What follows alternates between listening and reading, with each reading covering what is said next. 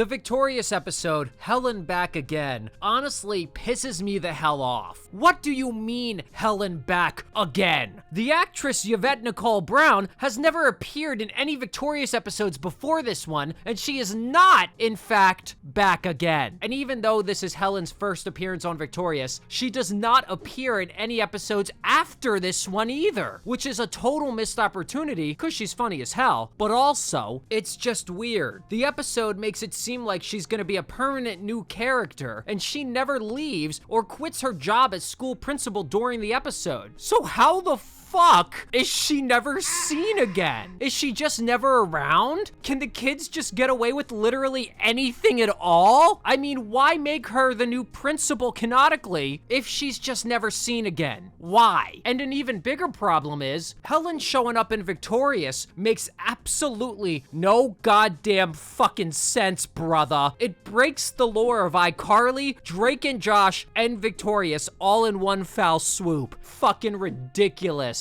There's eventually an iCarly Victorious crossover episode, meaning the iCarly universe is canon in the Victorious universe. But in iCarly, Drake and Josh is confirmed to just be a TV show. Carly watches it on screen during the fucking bathtub foot episode, dude. Peppers, knowing you'd still seen it. So how is Helen both a made-up TV character and also a real goddamn person in this world? Genuinely, it makes no sense, and I'm pissed. And you know what? No, it gets even worse. Even without iCarly, they explicitly reference Drake and Josh being a TV show on Victorious. In the episode right after this one, called Who Did It to Trina, Kat describes a memory she incorrectly thinks happened to Tori and Trina, and the others correct her and say, that happened on a TV show, Drake and Josh. So Tori and Trina realized that they had been tricked. They got jobs packaging sushi, but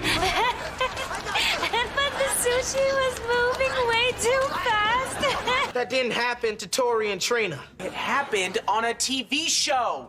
Drake and Josh. Why would they acknowledge that Drake and Josh is a TV show in the episode that comes immediately after one where they introduce Helen as a character? What? I'm livid, man. But with the Hollywood Arts spinoff coming out soon and Helen gearing up to reprise her role as school principal, a role she played for one episode, mind you, I figured it was time to look back on this lore-breaking, continuity-shattering episode to see whether it was worth demolishing the lore of the Dan Schneider universe just to have Helen back again. I'll also be taking a look at the censored lines and scenes in this one because, you know, it wouldn't be Paramount Plus without a little good old-fashioned censorship. As always, if you guys like this one, be sure to throw us a like and maybe even subscribe. I might just bust out my old shake weight and beef up my jerkin muscles if you do. Follow me on Instagram and Twitter at AgroWasHere for a daily dose of nostalgia. And if you have any other episodes or shows you'd like me to cover, let me know in the comments. All right, let's dive in.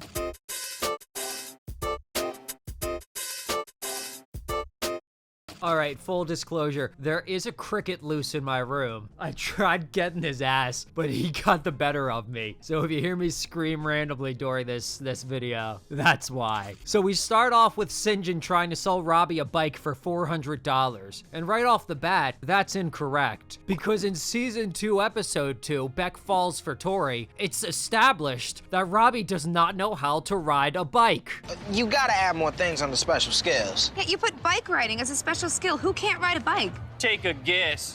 Can you keep any secret? Then, in the very next episode, Ice Cream for Kesha, the writers forget their own lore and mention Robbie riding his bike. Robbie, what happened? I went to the playground.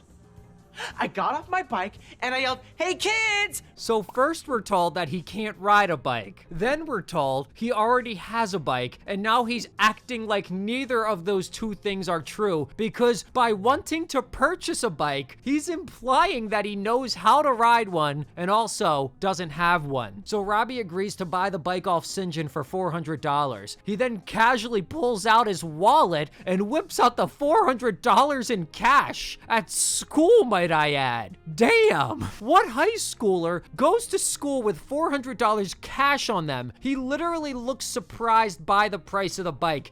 400. 400? cheese. He didn't know it would be that much, so why did he have that much cash on him? At my high school, Robbie would have gotten robbed. Get it? He would have got fucking mugged. Principal Eichner then announces to the entire school that he's resigning to spend time with his Tahitian lover and her people, and he's actually never seen again after this episode. A car then comes speeding through the busy parking lot filled with kids everywhere, nearly killing 3 students and absolutely decimating Robbie's new bike.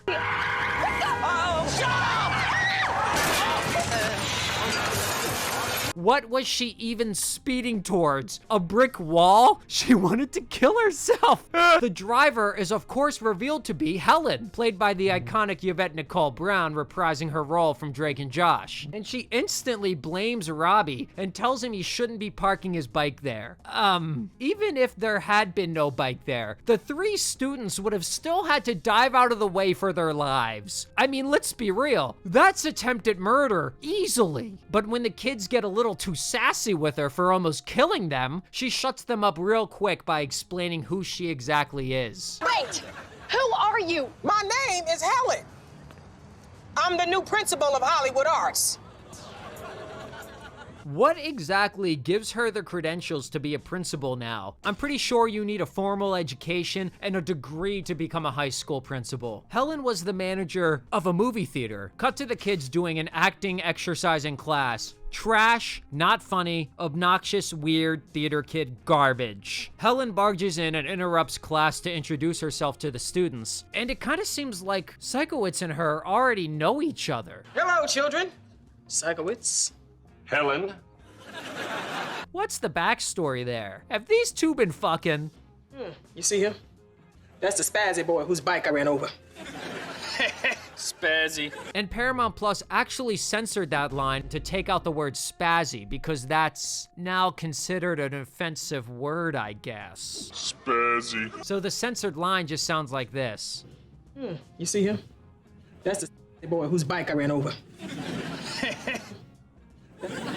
And the wiki page for this episode incorrectly states that it was the word sissy that got censored. The episode then explicitly confirms that this is canonically the same Helen from the Drake and Josh universe. As a child, I starred in the television program Happy Times. And most recently, I was a senior manager at the Premier Movie Theater in San Diego. And look, I love Helen, so I'm not complaining, but it actually doesn't make sense for there to be a Drake and Josh character on Victorious. Helen should just be a made-up character, and the premiere should just be some random set location. Helen announces that everyone has to re-audition in order to keep their spot at Hollywood Arts, which I guess that includes seniors who are just about to graduate. Seems kinda harsh to me. Jade questions what gives Helen the right to judge singing, and she shows off her sick pipes by singing a few riffs as some kind of Fortnite emote flex type deal, and then leaves. The class is left dumbfounded, and so am I. Cut to Tori's house, and what the hell is that drink? It looks poisonous. Tori and Andre try to decide on a song to use for their audition,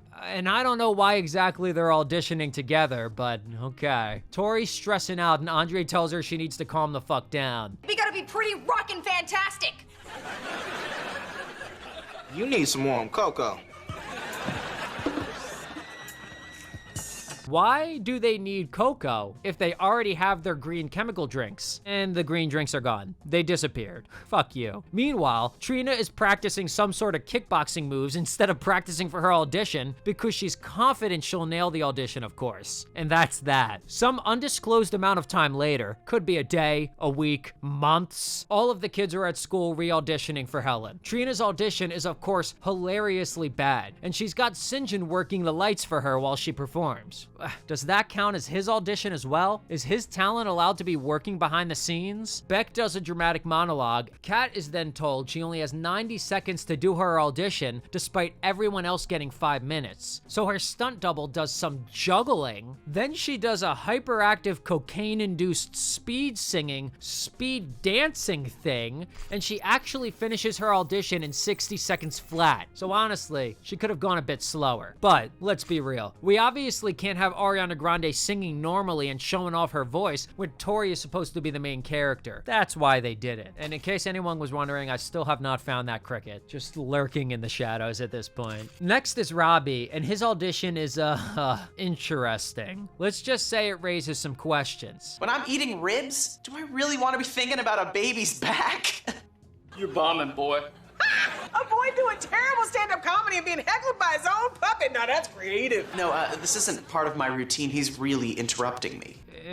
Is Robbie a schizophrenic and thinks Rex is alive, or is he just really committed to the bit? If he's just committed to the bit, that's actually kind of impressive, but if not, then he desperately needs psychological help. Jade's talent is that she made a Lynchian-type short horror movie. Tori then tweets on the slap how nervous she is and that her butt is shaking. She's so scared that she's twerking. She's twerking out of fear. My God. She performs with Andre a remix duet version of the theme song Make It Shine, and St. John appears to be helping out with the production for them as well. Is he just here all day running behind the scenes for everyone's auditions? And honestly, I didn't really need an alternate version of the theme song. Kind of a waste of time. When they're done, they're anxious to hear if Helen liked it, but she gives them no feedback. And then we get a scene with some censorship in it. Classic. In the Paramount Plus version, it cuts right to Tori's mom answering the phone when Hollywood Arts is calling. It's your school. Answer it! And it definitely feels abrupt, to say the least. And if you look closely, you can even still see the goddamn shake weight in the background behind Tori. In the non-censored version, the scene starts with Tori and her mom doing a weird shake weight video game type thing. What is this? And fun fact, this scene had to be cut because the real shake weight company actually sued Nickelodeon. Just kidding. It was cut because it's awkward and creepy. The shake weight famously looks like you're giving the weight a hand job while you're doing it. That's it. You literally jerk off the weight repeatedly, and that's the exercise. Really weird thing for Nickelodeon to make fun of in a kid's show, and I, for one, don't appreciate a mother-daughter double-team hand job, especially when the daughter is underage. And honestly, by cutting this scene, they're basically admitting that's what the joke was. A double-team mother-daughter hand job. Unacceptable. I don't get the point of this exercise. So Tori's mom gets a call from Hollywood Arts and has to break the news to Tori that Trina somehow passed her audition, but she did not pass hers, meaning she has to leave Hollywood Arts. And, does that mean Andre failed as well? Are you gonna cry? I don't know. Huh? Why is that funny? A girl crying because her dreams are crushed? You're gonna cry. I know. Oh, so now it's sad. The laugh track switched up real quick, and I don't get it. Cut to Tori clearing out her locker with all her friends standing around, which is kind of a bummer. It's making me a little bit sad over here. They can't just kick Tori out of school. Yeah, they can. The way Andre said, yeah, they can, kinda seems like he's saying, trust me guys, she was pitchy as hell. Honestly though, would they really kick you out the very next day? Shouldn't you get time to find another school so you're not behind in the curriculum? Also, why is no one questioning the fact that Andre isn't being kicked out when it was a duet performance? Beck says they all need to find Helen and demand Tori be allowed to stay at Hollywood Arts, but Jay decides to fuck off to go find some gum instead. The rest of them bump into Helen right away, and Beck sheepishly tells her that Tori should not be kicked out. Tori Vega. My notes here say she was kicked out because she's untalented and irritating. Tori steps forward and says she's not untalented, and you know what? Good for her for standing up for herself. Helen says, "Oh, you're talented," and the gang is rightfully confused. Now, why are you children asking me about Tori Vega? I'm Tori Vega. No. This is Tori Vega. I actually love that Helen doesn't listen to Tori when she swears her name is Tori. Imagine identifying yourself and telling someone your name, and they just say, no, that's funny as hell. So Tori clarifies that's her older sister in the picture, and this means Trina is really the one that didn't pass the audition. I'm sorry. I'll call Trina myself and give her the No, news. no, please don't. I'll tell her. Why? Why would she do that? The others obviously want no part of that, so they all get the hell out of there. Cut to Tori at home, trying to break the news to Trina, but she just doesn't get it. Trina, You think this is easy for me? Because it's not. What's not?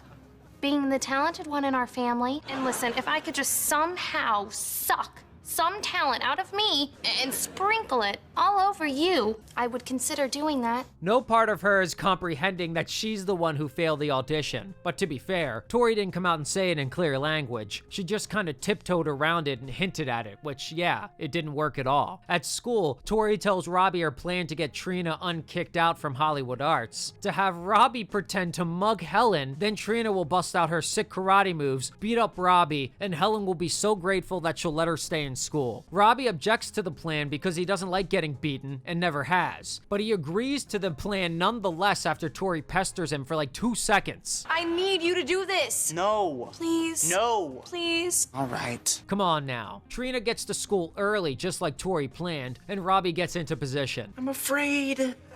It's just a beating. Damn! It's easy to say that when you're not the one getting beaten, Tori. These friends stay treating each other like trash every damn episode. Robbie puts on his face mask. Yeah, good thing he isn't carrying a bag, because I'm not liking the implications here. And Robbie's got bigger concerns than just taking a beating. He should be worried about the SWAT team getting called looking like that inside his school. My God. Helen walks in singing the Victorious theme, and Robbie attacks. Give me your bag. Baby, get away from her! Hold him still so I can whack him! What's going on? Hey! Imagine if Trina didn't show up. He would have just robbed Helen and ran off. He would have just been a criminal on the run. And honestly, sucks for Robbie, but this could have gone a lot worse for him. What if Helen had been packing heat? What if they took off his mask, identified him, and said, okay, this ventriloquist kid is expelled? So many things could have gone wrong. Helen grabs a locker door, and first off, that's badass. And second, there's an iCarly sticker / magnet thing on it, and that's kinda cute. Tori runs out and asks what happened, while Andre sneaks in and drags Robbie's unconscious body away. Hopefully he's dragging him to the hospital, right? Tori points out to Helen that it was a good thing Trina was there to protect her, and Helen agrees. Thank you, baby. I owe you one. Maybe you want to reconsider a decision you made about someone being kicked out of Hollywood Arts. Oh. And to be honest, the Helen I know wouldn't let Trina stay in school. Rules are rules to Helen. In Drake and Josh, she loved Drake more than anyone on planet Earth. But when the rules were broken at the premiere, she had to fire him despite loving him. I'm the one that came up with the golden ball idea. Totally my fault. No! Yes. Well, I hate to do this, but it says right here in the corporate handbook, anytime the paramedics are called, someone must be fired. So, Drake, I'm gonna have to let you go. So it just seems a little out of character for her to bend the rules and let an untalented Trina stay in Hollywood Arts. The episode ends with Helen seeming to just go on with her day as if nothing happened. And that's that. I thought Crazy Steve was crazy.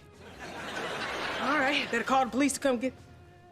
All right, then. There is a violent criminal loose in the school. They need to cancel the school day until cops search the area at the very least. The episode ends so abruptly with Helen seeming to just walk off in the school hallway and go start her day all nonchalantly. It gives no indication that she is going to leave whatsoever. So why is she never seen again in any other episode after this? Are we supposed to assume that she's the principal still for the rest of the show? And that she's just off screen? It's kind of odd. I almost wonder if they intended for her to be a recurring character, but the actress got too busy, since she was still doing Community at the time of this episode. Because if this was meant to be a one-time role, they could have easily added a line at the end like, oh hell nah, fuck this shit, I'm out. I mean, that would make perfect sense after nearly getting mugged on school grounds. Hardly worth it to just be the principal of some lame-ass theater kids, right? But honestly, even though this one makes no goddamn sense, I can forgive it a little bit because of how much I love seeing Yvette Nicole Brown on screen. She's one of the funniest actresses to ever appear on Nickelodeon, and Helen is a great character, so I guess the logic not making sense is forgivable if it means that Helen gets some screen time. But enough of me yapping. What do you guys think of Helen back again? And are you excited to see her as the principal again in the new spin-off show? Or would you not be caught dead watching that trash? Let me know how you're feeling in the comments, and let's kick it. And as always, I have to give a fucking